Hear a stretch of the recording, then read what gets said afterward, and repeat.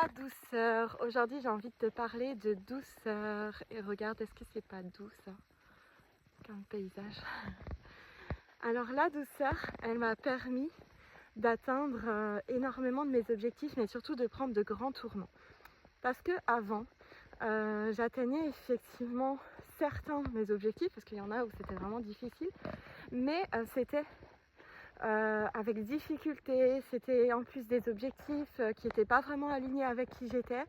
Et du coup, tout ça a mené à de l'épuisement, à une vie que j'avais l'impression de subir.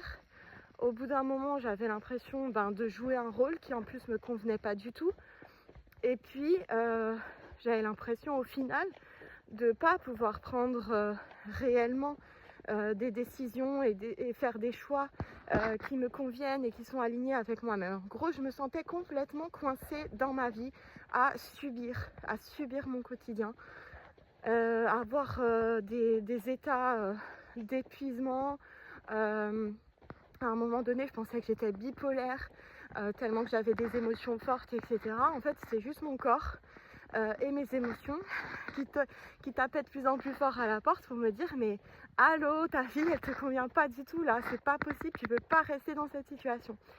Et pour sortir de là, j'ai pas eu besoin de forcer justement, j'ai pas eu besoin de encore une fois forcer, encore une fois cravacher, encore une fois faire des efforts, encore une fois mettre en place des disciplines, etc., etc. Au contraire, j'ai eu besoin de remettre de la douceur dans ma vie.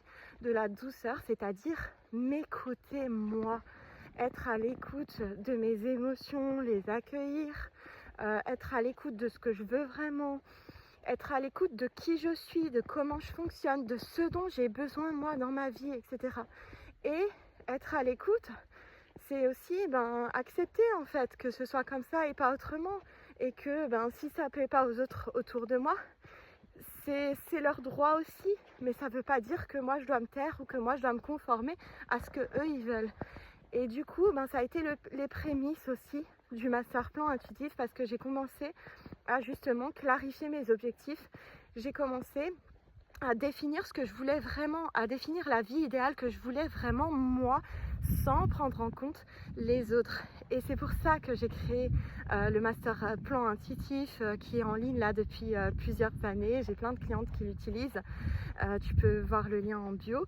Parce que ça te permet vraiment de clarifier, de voir où t'en es, et puis de prendre ce temps pour toi, de te poser pour enfin mettre un petit peu de douceur et choisir ce que tu veux vraiment.